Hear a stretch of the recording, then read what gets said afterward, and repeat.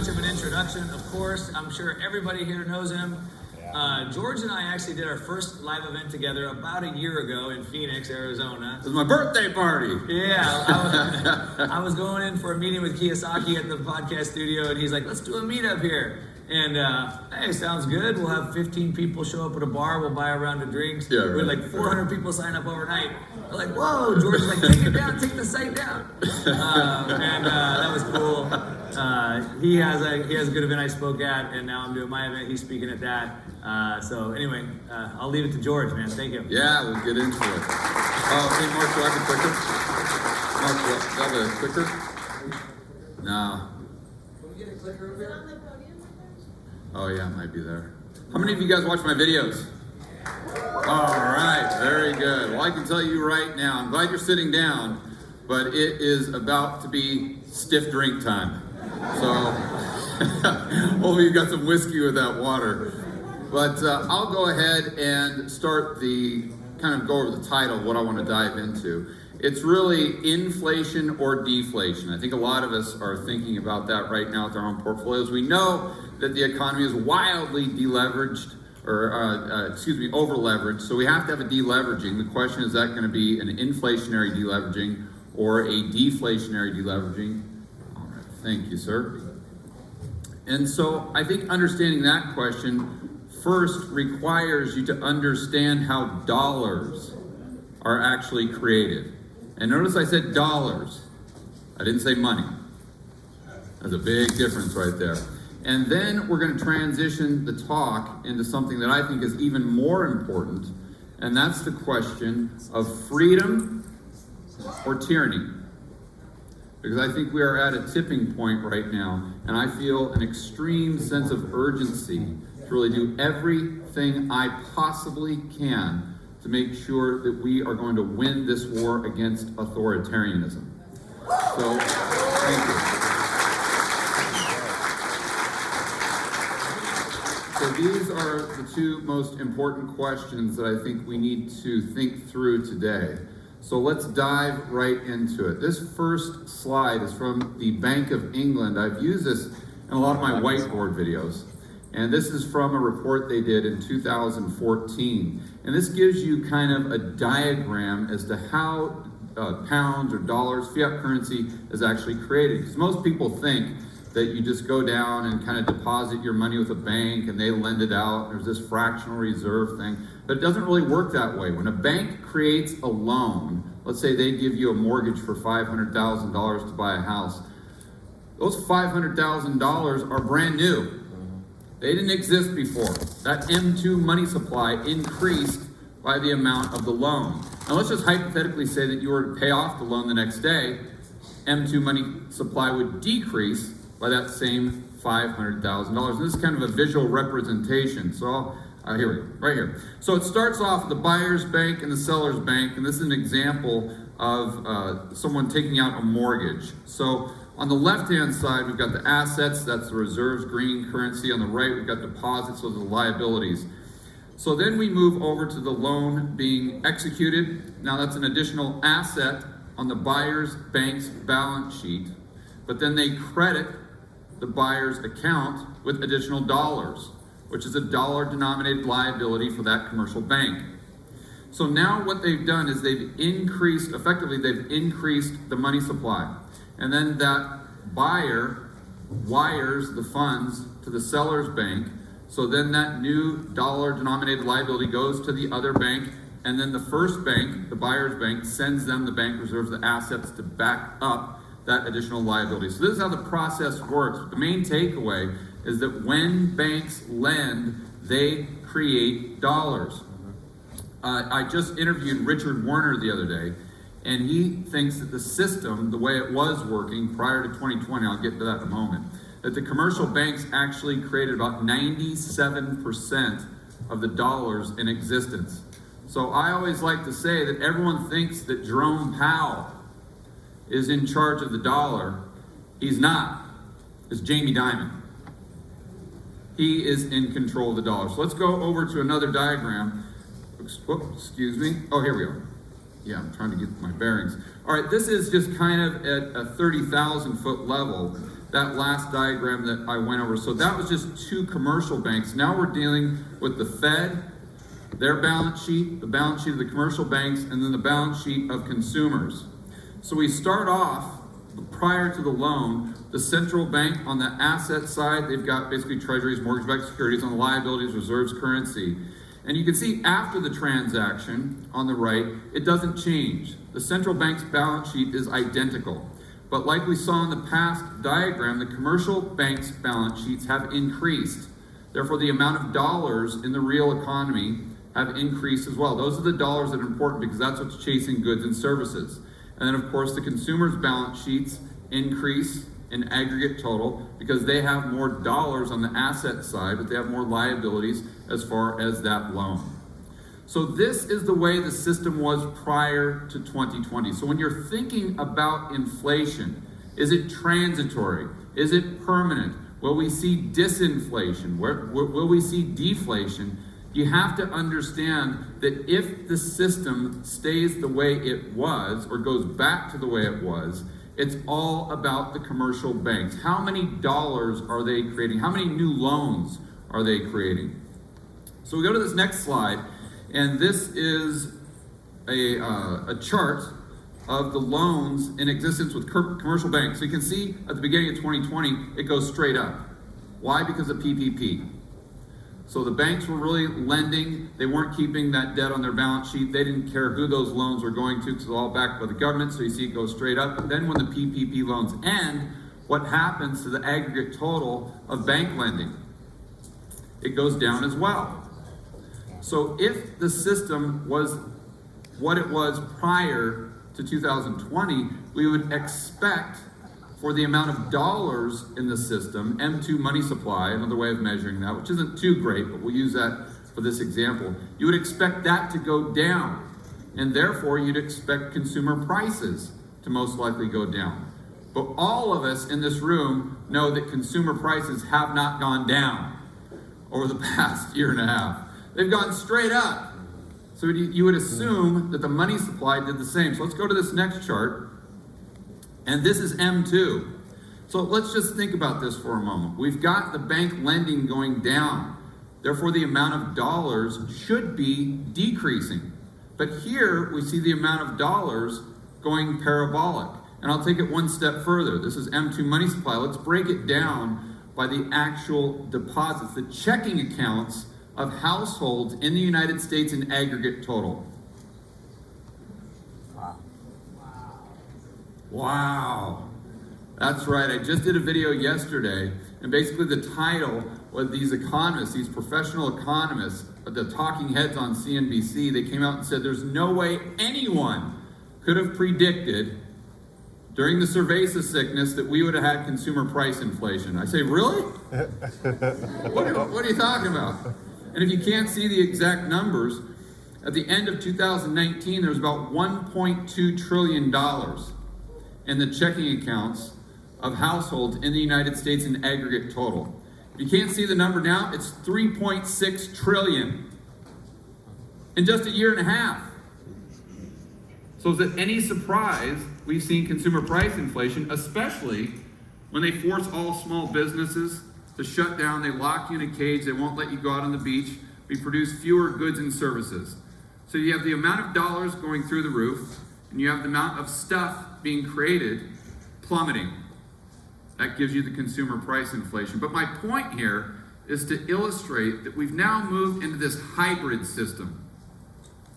Where before, the commercial banks were responsible for about 97% of the dollars, but now it's really a combination between the banks, the government deficit spending, and the Fed monetizing the debt. Let's go to this next chart. This is the deficit in 2020. And I always like to point out that Trump says that we had the greatest economy of all time in 2019, but yet our budget deficit was almost $1 trillion. Just to give you some context, during the GFC, it peaked out at 1.4 trillion. So the economy wasn't that great, I can tell you that. But moving on to the cerveza sickness 2020, the deficit goes up to $4.2 trillion. So what happens if the government or Janet Yellen issues 4.2 trillion worth of treasuries, and that's purchased by the individuals or the non-bank entities in the real economy. What she's doing is she's sucking dollars off those balance sheets, and then she's spending the dollars back into the real economy. So on net balance, you're not going to have an increase in the amount of dollars that are circulating in the real economy. But this time it was different, because the Fed stepped in and said, whoa, Janet. No, you don't have to sell those treasuries to the average Joe and Jane and businesses. We'll buy them. So what does the Fed use to buy those treasuries? Bank reserves. Those are the Fugazis. So how do they get those bank reserves? They literally just go over to a computer, and if they buy $1 billion worth of treasuries from JP Morgan, or it's kind of a shell game, but let's say they're buying them from Janet Yellen, they just type in additional $1 billion into the TGA. It's just a little, there you go, extra $1 billion. So my point there is those dollars weren't sucked out of the real economy to begin with. So when Janet Yellen sends out that round of stimmy checks, and the individuals deposit those in the banks, that's increasing the money supply. That's why you can have a chart of bank lending going down, but a chart of M2 money supply going parabolic. So what does this mean, George? Why do I need to know this? Because if you believe we're going back to the system we had before, where the banks were responsible for creating the majority of the dollars, you have to assume that we will also go back into an environment that's very disinflationary. A view of Dr. Lacey Hunt as an example, or my good buddy Jeff Snyder. But if you think that we're going to stay in this hybrid mode where the government has to run these massive deficits that's going to be monetized by the Fed, well, that looks more like the 1940s or maybe the 1970s, where if the government passes these spending bills, we see this big burst of inflation. But then we would get the gridlock, the levels of inflation start to go down. We have disinflation. Until we get that next round of big spending, then we have that big spike up again. So there are no certainties, but I'm just giving you probabilities. And most people try to think this through, but they do so without the benefit of understanding how the dollars are created. And that's very, very important. You got two sides of the equation, the demand, the amount of dollars circulating, then also the supply side. So let's move on to the next chart. And this is the Fed's balance sheet. So you can see, let's see if I can go back. Let's go back to M2 really quick. So M2 going straight up and then trending up to the right. But then let's go back to this chart of the Fed's balance sheet. Looks identical, doesn't it? Yes. And again, that's because the Fed was buying the majority of those bonds, or they ended up on the Fed's balance sheet. So you saw a corresponding increase in M2 money supply. So that's the first two scenarios. You've got to put yourself in the camp of whether you believe the system is going back to the way it was, then you're kind of in that disinflation camp. If it's going to stay the same, then you're probably in this inflation spikes. Maybe inflation is transitory until they pass that next spending bill. But I think there's a third option for the creation of dollars that we have never seen. But I think we most likely will see it in the future. And if we see this, it'll lead to far more persistent inflation, or at least the probability of persistent inflation remaining indefinitely into the future. So what that is a central bank digital currency. Like I said earlier, I think Jerome Powell knows that he's really not in charge of the dollar.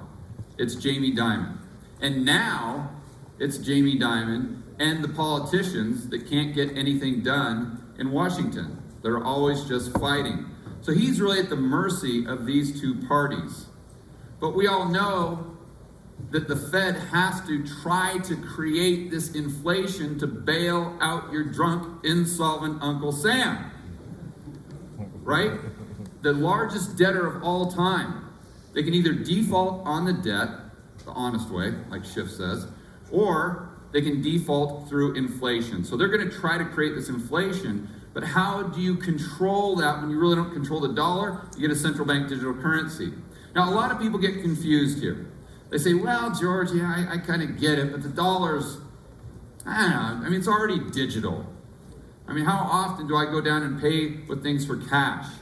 But what they're really missing is the fact that we will all have a bank account with the Fed, or most of us. Probably very few people in this room, but a lot of the a lot of the normies out there will probably have a bank account, and it makes sense because they'll say, "Hey, listen, we'll give you UBI. We'll give you $1,000 a month. All you have to do is just download this app on your phone." It's the Freedom app. Right? As Ron Paul says, any law that the government passes, it always is the opposite. So they'll just call it the Freedom app for FedCoin. And so you download the Freedom app, and that gives you $1,000 a month. But what that also does is automatically give you an account with the Fed. And so then what happens is the Federal Reserve can turn their bank reserves into legal tender. That's how Dr. Lacey Hunt says it. And all that means is that now all of a sudden the non-bank entities in the real economy can spend those dollar-denominated bank reserves that were liabilities of the Fed, just like they used to spend the dollar-denominated liabilities that were liabilities of the commercial banking system. You see, those bank reserves are getting out into the real economy, circulating with velocity, chasing goods and services. And the thing is, the Fed has total control over how many of those dollars get out, also the rate of velocity, because they're giving you that $1,000, but if inflation doesn't get to a level that they deem adequate, well, then they'll say you got a week to spend your money, or poof, it's gone. It gives them a lot of control, and I think you guys get it. And a lot of people look at this from an Orwellian standpoint. Because since all of us, or not in this room, but all of us outside of this room, the average American would have an account with the Fed, they're going to see every single transaction. So that means that they can really micromanage demand, they can micromanage supply, and they can micromanage your life. They'll know everything you're doing. But I don't think that's what's most dangerous, believe it or not. So what are the probabilities of us moving towards a central bank digital currency in the future? Maybe in the near future. Well, this gal, her last name is Omarova. Have any of you guys heard of Omarova? Yeah, so she is Biden's nominee for the comptroller of the currency.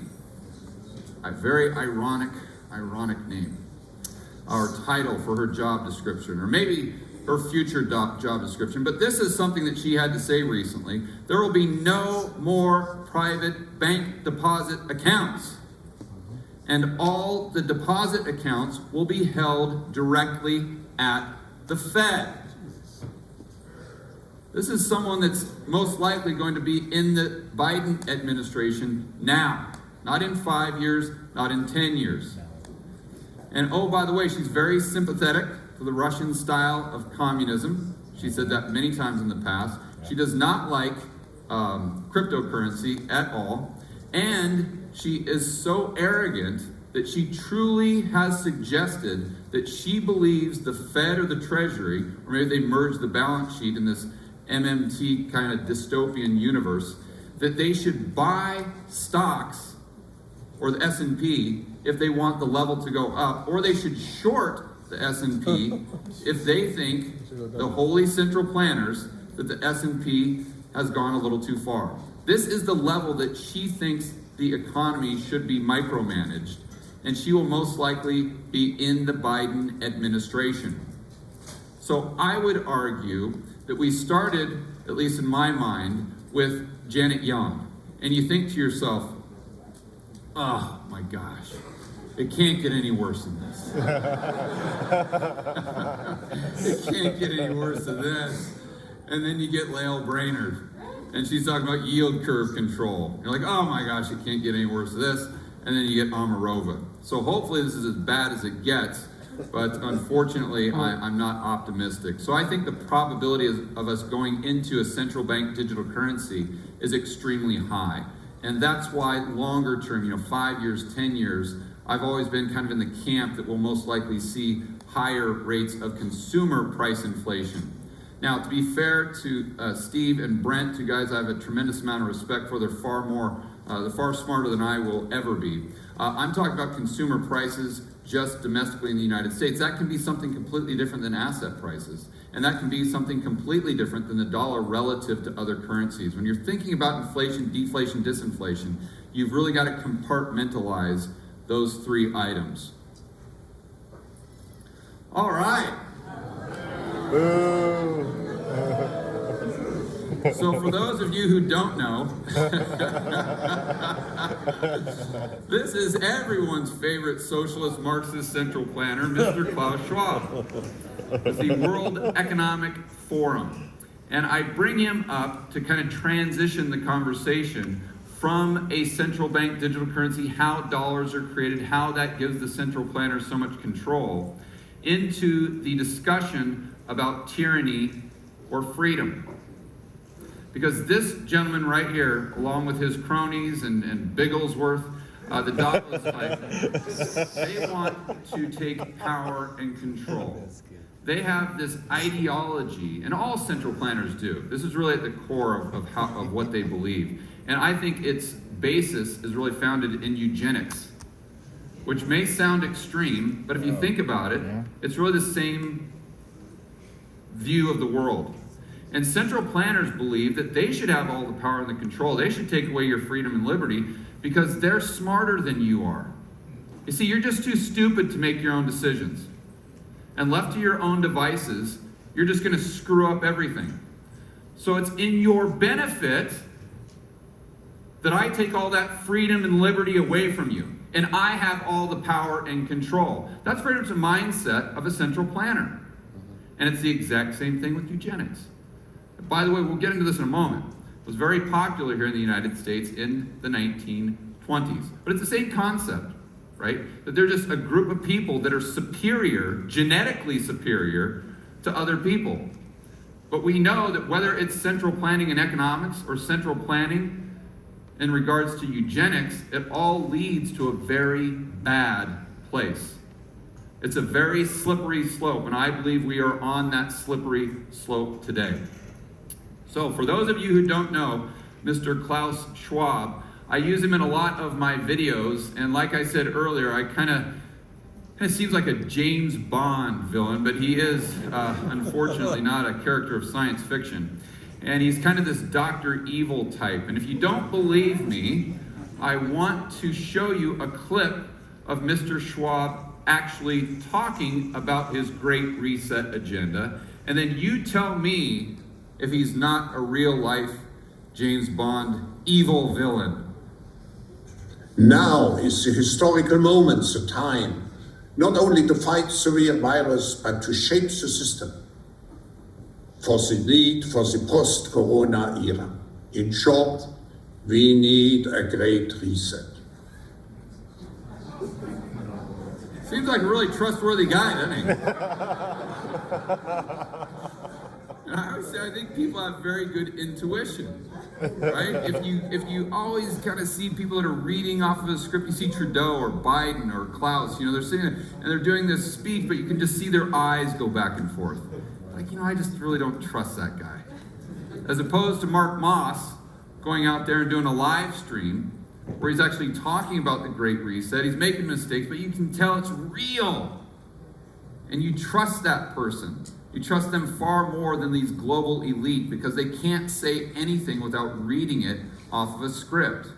To illustrate my point further, I will share with you a Twitter poll that I recently did, where I simply asked the question, who do you trust more?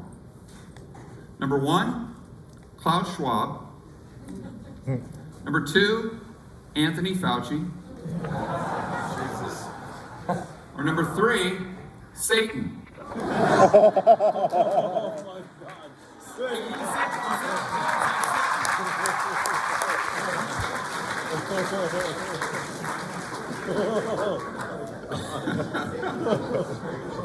There you go, 9,000 votes, by the way.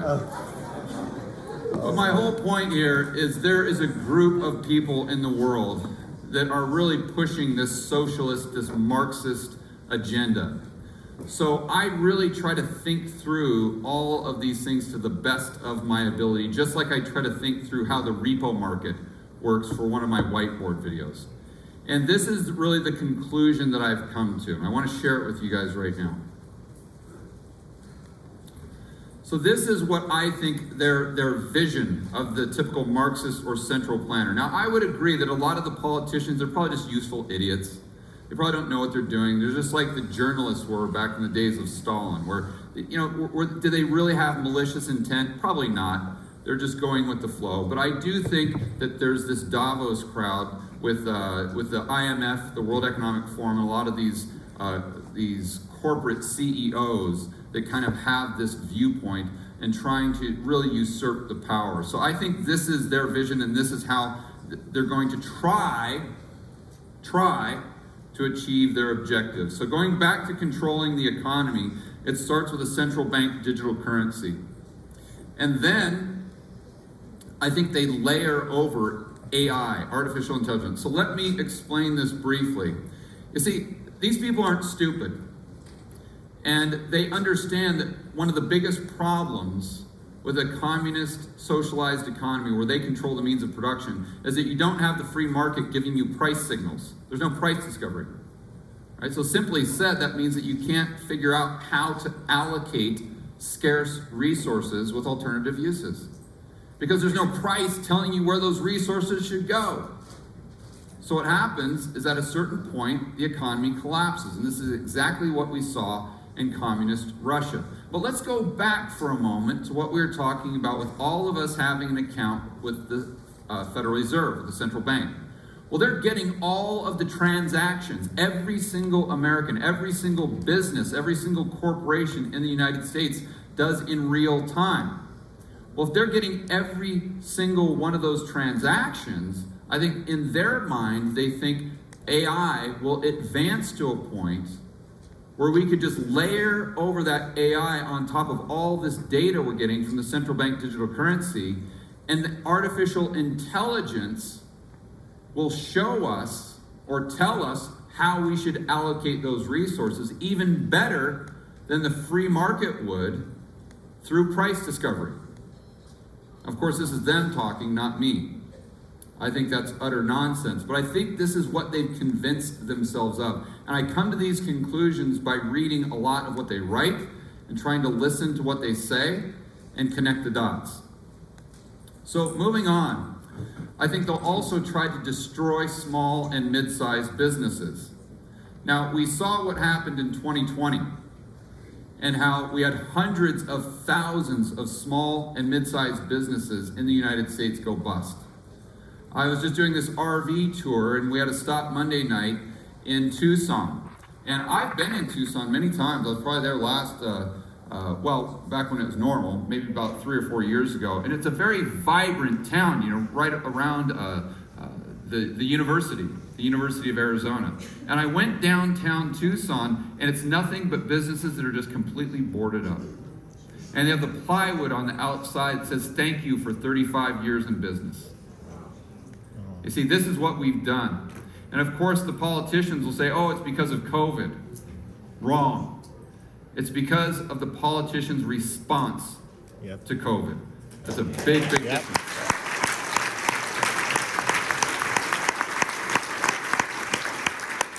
So whether it was intentional or not, in 2020, they did everything they could to wipe out the small business. Well, now what are they doing with mid-sized business? They're saying if you have over 100 employees, let me preface by saying that we are in the largest or the biggest labor shortage that we have ever seen in the United States. The tightest labor market we have ever seen. I mean, you guys know it as well as I do. You go down to your local strip mall, and what do you see in every single window? Help wanted. Help wanted, help wanted, help wanted. Yeah. So you've got all these businesses that are struggling to get by. They're dealing with all these supply chain disruptions, the shortages. They have a labor shortage. Then on top of that, you're coming in saying, "Oh yeah, by the way, you've got to issue this vaccine mandate." So you basically have to fire 15 to 20% of your staff and just go have fun with that. So again, I'm not here to be a conspiracy theorist, but you have to kind of scratch your head and say, wait a minute, whether this is intentional or unintentional, the net result is still the same. And that's that we are completely wiping out small business. Now they're trying to wipe out mid-sized business. So what does that leave you with? Well, you're giving all these consumers the stimmy check, so demand stays the same. So where do they go to get the goods and services? They were going to the mom and pop shop on the corner, but now they go to Amazon. Yes. You see? So then, if you're the global elite, what scenario do you have more control? A scenario where there's millions and millions and millions of these small and mid-sized businesses, or where there's just 100 giant mega corporations. See, it's far easier to influence the CEOs of those 100 mega corporations than all these small businesses in a decentralized approach. So again, whether this is their intention or not, the net result is the same. So this gives them the ability to have a greater control over the supply of goods and services by controlling these mega corporations and wiping out the businesses, while at the same time, it gives them the power to control the extension of credit by the central bank digital currency. And maybe more importantly, who gets the credit? You see, because one thing I didn't mention before that makes the Fed different from a commercial bank is they really aren't constricted by a profit and loss. So I had this conversation with Richard Werner. I said, can the Fed have negative equity? Sure, I guess. So let me put that in layman's terms. Basically, the Fed can issue a loan and they don't have to be paid back. Where a real bank, you'd have negative equity, you'd go bust. But the Fed can't go bust, really. So this changes the dynamic completely. Normally, when you would go to a bank, they would issue credit based on your ability to pay back the loan. And therefore, you'd have something called a credit score, which would be very important. But now, I think we move from a world where we have a credit score to a world where we have a social score. And this is how they extend credit. So if you've got a great business idea, well, that's all fine and dandy. But did you wear your mask yesterday? Yeah. Because if you didn't, you're not going to get that loan. You see, how much beef did you eat last month? How much gas did you use to put in your car? You see, it's a level of obedience. And if you don't obey, you're not going to get the table scraps. They're going to punish you. And this is the way they control you. And I think that goes back to the central bank digital currency. Now, but I don't think that's all they do, because that in and of itself wouldn't give them the type of control that I believe they desire, which is basically unlimited. So what I believe their game plan is, just by what they've done in the past and what we can see right in front of our eyes, is kind of this playbook from Nazi Germany. And now, I'm not saying they're Nazis. I'm not trying to be hyperbolic here. But I am saying that, again, whether it's intentional or not, they're using the exact same tactics. So tactic number one the Nazis use, that I think they're using today, is they try to encourage the population to abandon critical thinking and replace it with feeling. Yep. See, what does it matter what you think? I mean, at the end of the day, it's just whether you're happy or sad. I mean, do you feel like a woman? Do you feel like a guy? What do you feel like today? Just take a pick. Right? Sure, men can get pregnant. Why not? Yep. And, I saw this starting to really play out over a decade ago with the millennial generation. How many of you are baby boomers or Gen X? Raise your hand, please. Okay, I'm Gen X as well. And when I was growing up, we always said, I think. Your buddy you'd be driving down the road and you'd say, well, where do we take a right? And they'd say, I think it's about a mile up on the right. That's where we need to turn. Or you say, what color was that sweater that I wore the other day? I think it was red. You remember that? Yes. But now what do they say? That's right. That's right. Where do we take that right? Oh, boy, I feel like about a mile, that's where we need to make that turn. What was the color of that sweater I wore the other day? Boy, I feel like it was yellow. You guys notice that? Yeah. Sure. It's always, I feel.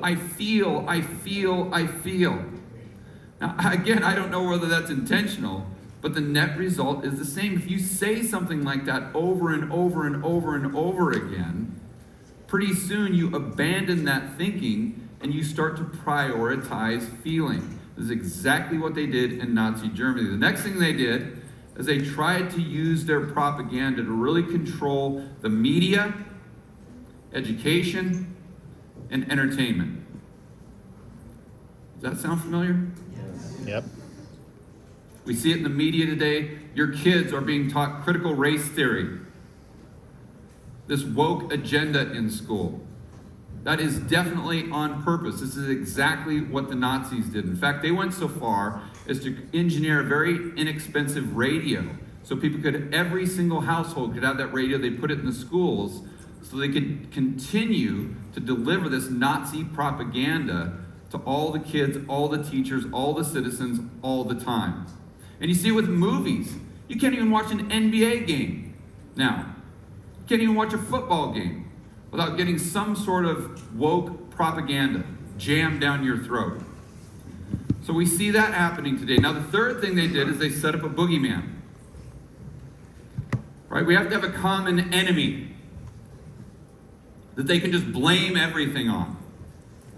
So whatever the problem was in Germany, well, it's all because of the Jews. Everyone knows that.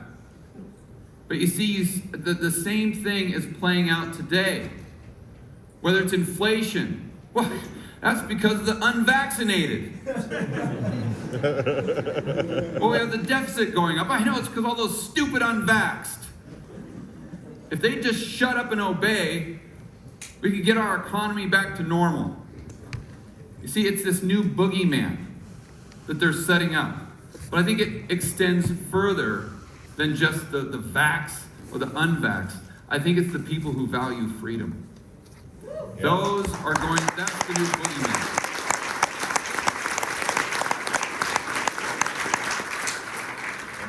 Another thing Stalin did is he tried to create this divisiveness within the society. And we see that playing out today. I just did a story the other day on how the vaccine mandates, they've got some changes to them, let's say. So if a business has an exemption that allows you to, instead of get the vaccine, and before I even go into that, I want to say I'm not I'm not anti-vaccine. I'm just anti-vaccine mandate. Yes. I want the government to stay out of it. That's the bottom line. But Biden comes out with these new regulations for the vaccine mandates that we were referring to earlier, and he says if you choose to stay unvaccinated, you have to be tested at least once a week. But then what you have to do, in addition to that, is you have to wear a mask at work. So you see what we're doing? We're creating this divisiveness, and then you don't even have to ask someone whether they decided to get the vaccine or not, because you can just look at their face. You see, this is a very, very slippery slope. Another thing that I believe they're going to try to do, and they have been doing, is conditioning us to obey. There's something in psychology called the foot in the front door theory. So this is basically the idea of when you get someone to agree to something small, the probability of them agreeing to something large is much greater. And we see it happening in the beginning of 2020. Oh, we need you guys to wear a mask. Actually, we need you to lock yourself in a cage. And actually now we need you to wear 5 masks. And now we need you to inject a foreign substance into your body. And now actually we need you to do that with your 3-year-old or your 5-year-old. You see, it keeps getting more and more and more. It never ends. And that's what I tell these people. Listen, you think COVID's going to be the end of this, you are kidding yourself, because once you give the government that much power and control, they just want more. They never give it back. And that's what people have to really realize. I think the next form of conditioning, or maybe the end game here, might be these endless lockdowns in the name of climate change. And I'm not here to say climate change is real or fake or anything like that. I'm just saying the global elite don't care about your air quality. The only thing they care about is usurping power and control, micromanaging your life. And if they have to use this Trojan horse of climate change, and that's exactly what they're going to do.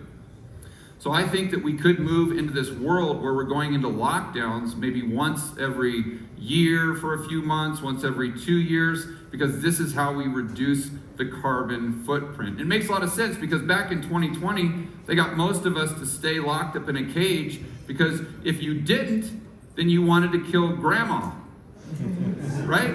Yeah. But in the future, they can say if you don't lock yourself in a cage, then you want to kill all of humanity. And you say, George, I don't think they can convince people to do that. Really? Look at what they're doing in Australia right now.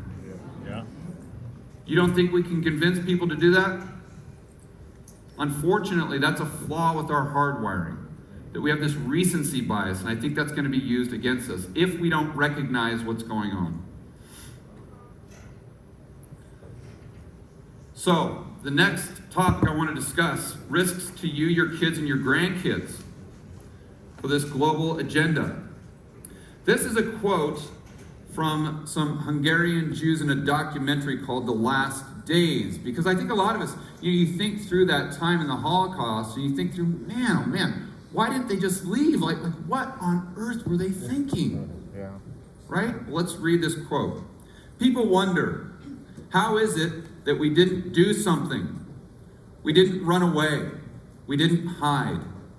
Well, things didn't happen at once. Things happened very slowly.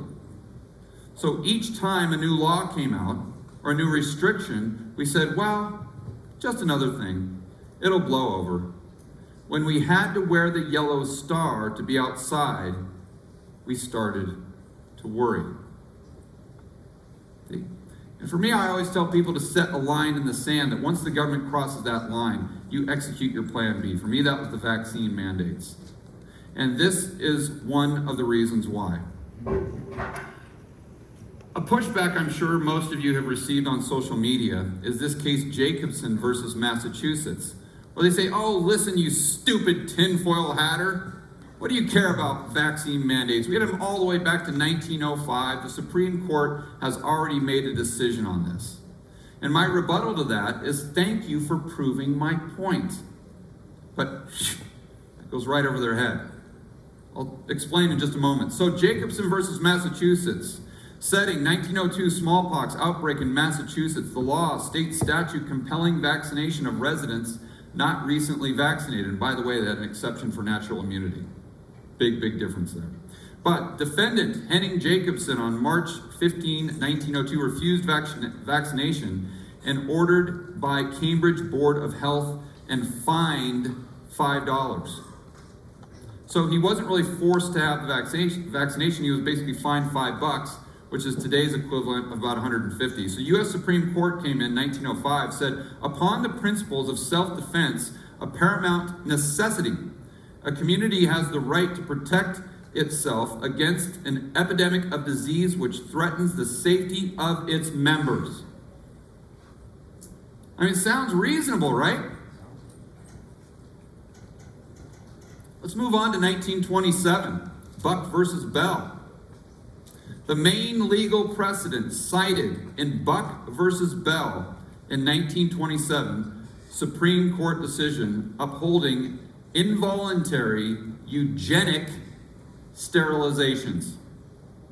How many of you realize the United States made eugenics legal in 1927? They did. And what did they use as precedents for that decision? Well, it was Jacobson versus Massachusetts, the 1905 case allowing mandatory smallpox vaccination. As Justice Oliver Wendell Helms explained in Buck versus Bell, the principle that sustains compulsory vaccination is broad enough to cover cutting the female fallopian tube. I hope that scares the shit out of you. Yes. And see, my point there is it starts with vaccine mandates, but where does that take us in the next 10 or 15 years? Because back in 1905, it started with that. And 20 years later, it ended with the legalization of eugenics. And by the way, where did Hitler get his idea? That's right, from the Americans.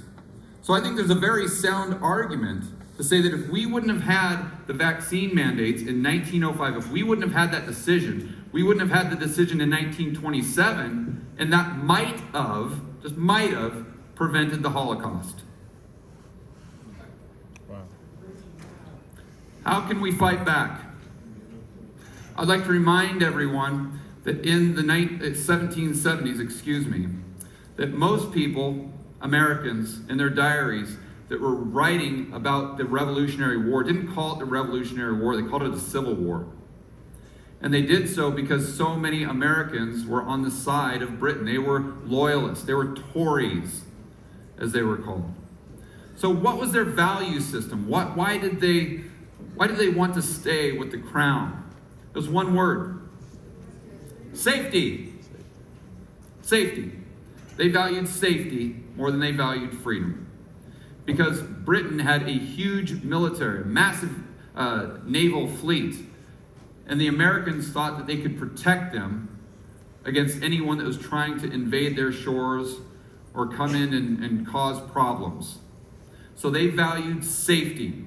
Well, the other group were called patriots. And they were the complete opposite. They understood the argument for safety, but they said that we should prioritize freedom over safety. And we all know how that ended, right? But I also want to point out that even though we won the Revolutionary War, it was against insurmountable odds. We were going up against the world's largest military force. And these were untrained soldiers. They didn't know what on earth they were doing. But they had principles on their side. And at the end of the day, that's what mattered. So, a lot of people that I meet out in the public just like this, or I'm doing an RV tour, they say that one of the reasons why they get so excited to meet fellow individuals and rebel capitalists and market disruptors who really value freedom over liberty is because they feel alone. Like all their friends on Facebook or their coworkers, they're these average CNN watchers. They're like, oh, why don't you just give in? Why don't you just obey? What's the big deal? You're always fear-mongering. And they look at themselves in the mirror and they say, I don't know, well, maybe I am the crazy one. But I've got news for you. You are not the crazy one. The people in this room, the people out there that value individualism more than they value authoritarianism, they are the silent majority.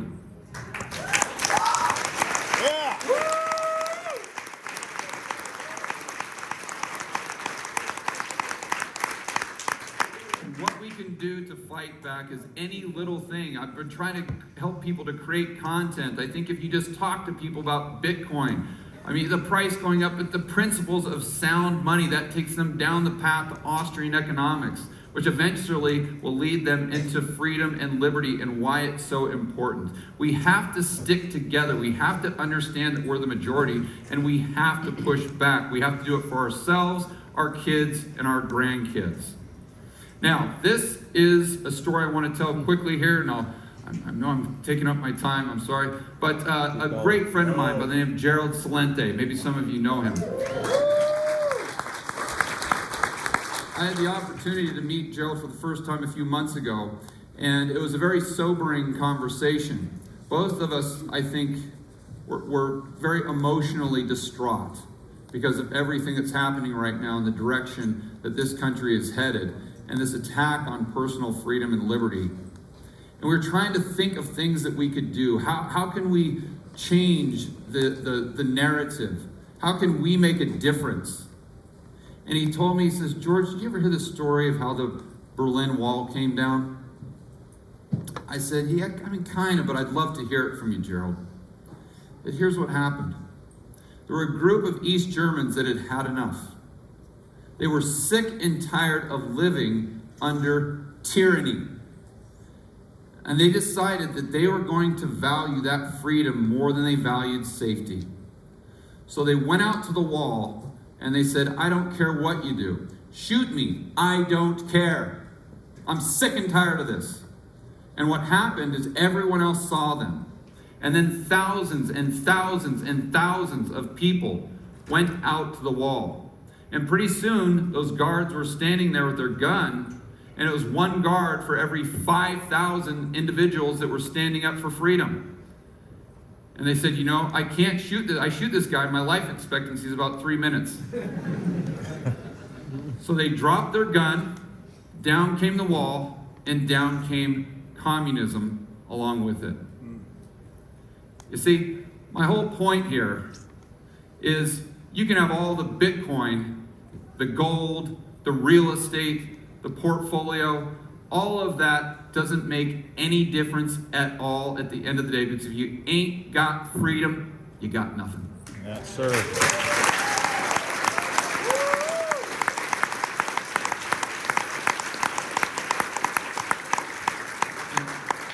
Thank you. And I think that all of us, if we stand together and if we push back, if we practice civil disobedience, if we do everything we possibly can, that all of us as a group of market disruptors, of rebel capitalists, will tear down the Berlin Wall that is being built around us today.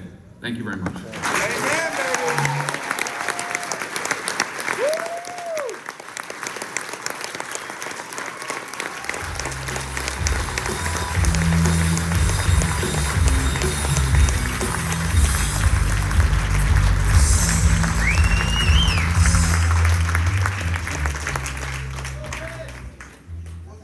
Wow, that was good.